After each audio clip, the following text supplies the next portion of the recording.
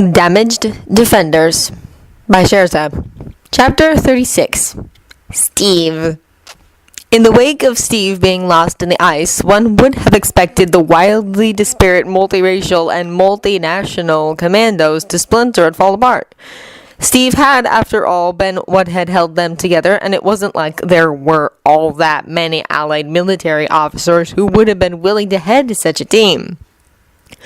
No one outside of the SSR had been expecting what happened. Colonel Phillips himself stepped in and became the commando's field commander in the last days of the war. Peggy, in a move that would have horrified most people even 70 years in the future, joined the commandos in hunting down the shattered remnants of Hydra. She used that avenue to vent some small portion of her grief and anger while they all waited for word from Howard. Howard had immediately begun to search for Steve, as he was the only one of them that could. The rest of them were military and couldn't exactly abandon the war effort to go looking for Steve. Immediately after the war, Howard hired virtually the entirety of the commandos to help look for Steve.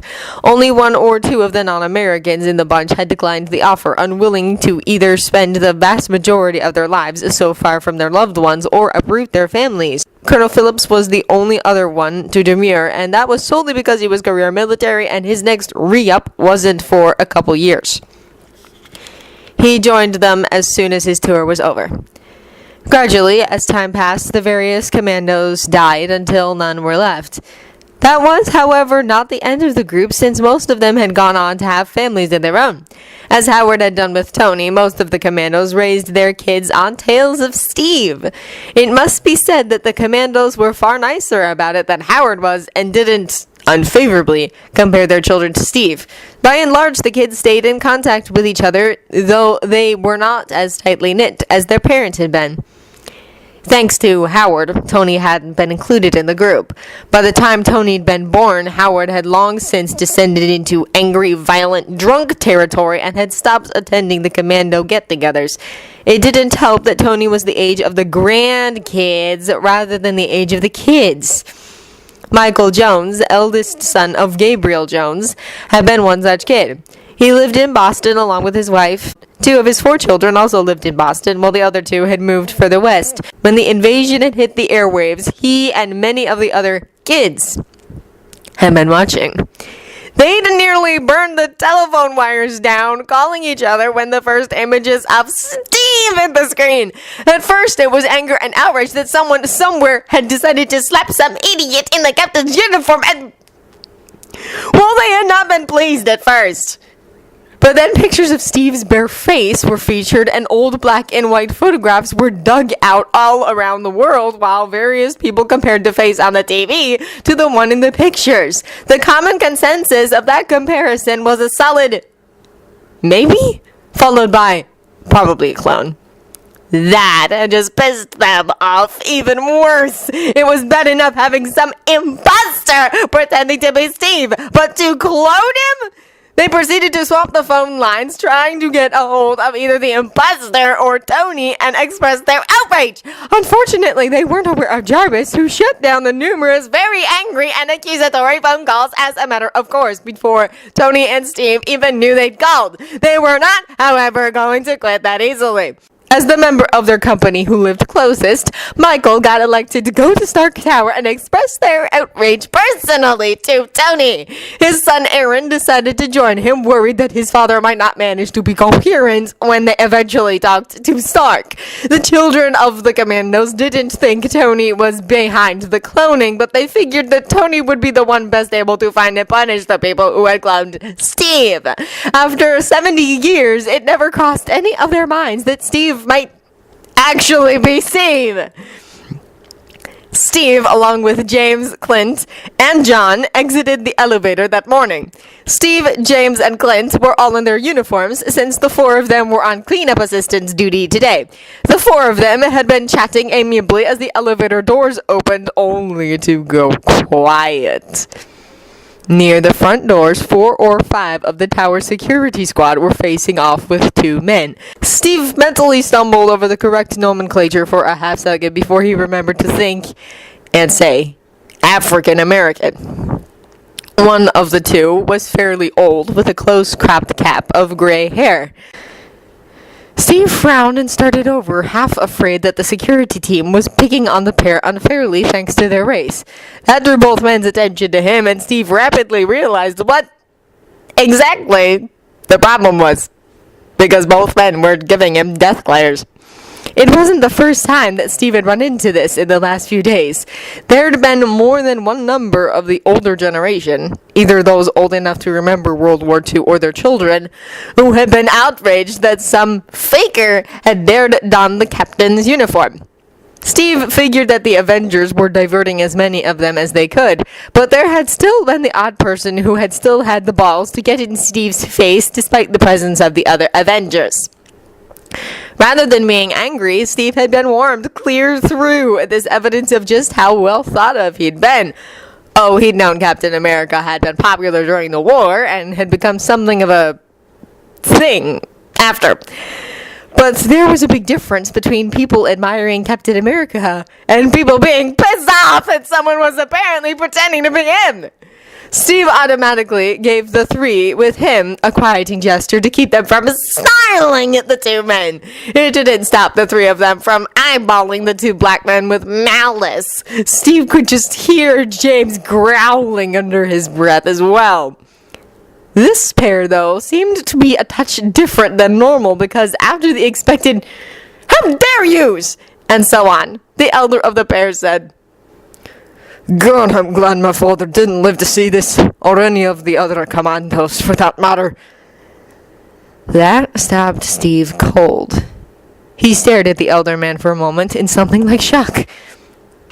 One of the first things he'd done after he'd woken up, more like demanded of Fury, was getting an accounting of the fates of the commandos. Some part of him had been relieved that all of them were dead. It had taken what would otherwise have been an insanely difficult decision out of his hands. Did he let them know he'd been found or not? And did he go see them? He hadn't had to face that choice. He'd been able to just let them live in his memory as they had been during the war. He'd been able to pretend that the pictures of elderly white-haired people that had come with the information hadn't been the men he'd known, worked with, and befriended. He'd been able to pretend that maybe, just maybe, he'd turn a corner and Dum-Dum or Morida or Peggy would be standing there young and vital and alive. Oh, he'd known that wasn't the truth. He'd known they were dead and gone now, but it hadn't really seemed real. Nothing since he'd woken up had. It was slowly getting better as he adapted and, more importantly, developed relationships in this new era, but the surreal aura to everything hadn't really lifted yet. Even Tony being around hadn't helped much, if at all, because he resembled his father so strongly sometimes that Stephen almost called him Howard more than once. Until now. Until he was face to face with the son of one of the commandos, if that comment about his father or the other commandos was anything to go by, who looked 60 or so, and hadn't his own son, who looked to be right about Tony's age, if Steve was any judge. And while the fact they were black narrowed the possibilities considerably, there were still three men who the two could be related to, and these two didn't look sufficiently like any of them for Steve to guess. Who looked 60 or so, and hadn't his own son, who looked to be right about Tony's age, if Steve was any judge. And while the fact they were black narrowed his clown, you mean? Steve frowned in confusion before he turned to look at James and Glint. "Clone?" he asked. He was slowly getting better with modern terminology, even if the slang and pop culture references were still largely beyond him. But that was one he hadn't encountered yet. "Basically, it means taking a bit of your skin or blood or whatever and growing a whole new you," Clint said. Steve blinked. "I doubt that would work with the serum," he pointed out. "It might, but then again it might not." He turned back to the men who'd watched this exchange quietly enough. "Not cloned," Steve told them. "Just frozen. For a very, very long time." Then, because his curiosity was getting the better of him, and it might help establish his bona fides. "Whose son are you?" he asked the elder of the two. "Gabriel Jones," the man supplied, somewhat reluctantly. Steve grinned. He was a good man. He and Jacques Dernier drove most of us nuts by talking in French and then laughing for about 6 months or so. After that, we'd started to pick up some of the language and figured out he was just telling Jacques jokes. The elder of the two men froze, staring at Steve for a long moment.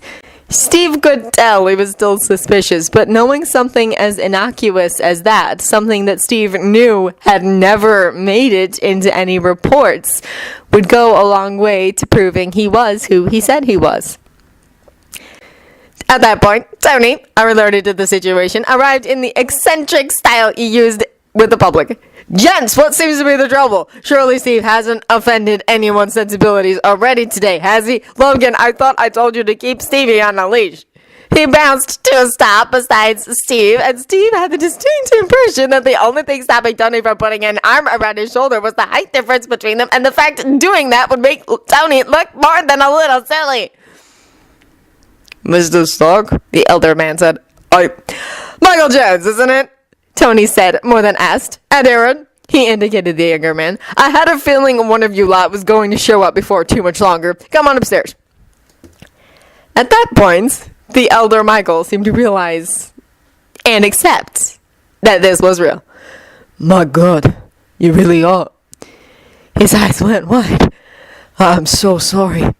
Steve waved the apology aside. No apology necessary, Mr. Jones. You were, well, trying to defend me. You had no way of knowing the truth and every reason to suspect foul play. Michael seemed to accept that and trailed after Tony with his son in tow. Steve immediately turned and headed for the door, his thoughts at chaos. It had been so easy to pretend, even with Tony around. But coming to face with the grandson of one of his commandos, a man who was close to twice Steve's age, was bringing that crashing down around his ears. The urge to beat something insensible was rising. In lieu of that, Steve headed for a sector that still had heavy lifting that needed to be done. He needed to burn off some energy, badly. 8 days in, the torn-up part of Midtown was looking both better and worse.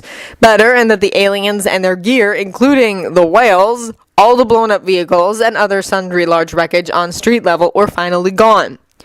So was the stench of decomposition that had been increasing as the big whales were cut into manageable sections and removed. Things looked worse, though, because now that the worst of the debris had been removed, the construction equipment and crews had moved in with a vengeance. There was stuff everywhere on pallets that had to be brought where it was needed by relay, packed onto small sleds behind motorcycles and bicycles, and passed from person to person as the roads were impassable to four-wheeled traffic. And then there were the road crews and all their equipment working as quickly as they could to patch the holes blown in the streets so that the bigger equipment could be wheeled into position and used. The good news was that there was always some sort of heavy lifting that needed doing. Most of the crews had gotten used to the Avengers being around by now, which meant less staring and more being able to just get on with it. Steve zeroed in on a crew that was gathering around a big pallet of bags of cement, a small mixer, and jackhammers. The crew boss, who equaled Thor in sheer size, greeted Steve and company with thinly disguised pleasure. Gents, you picked a good time to show up. We're trying to get ahead to the other road crews. Jackhammer out the ruined cement and fill in the holes so that the spreaders and rollers can just drive right on through, rather than having to stop and wait. Well, to do that, we need to get all of this. The big man waved towards the center of the war zone.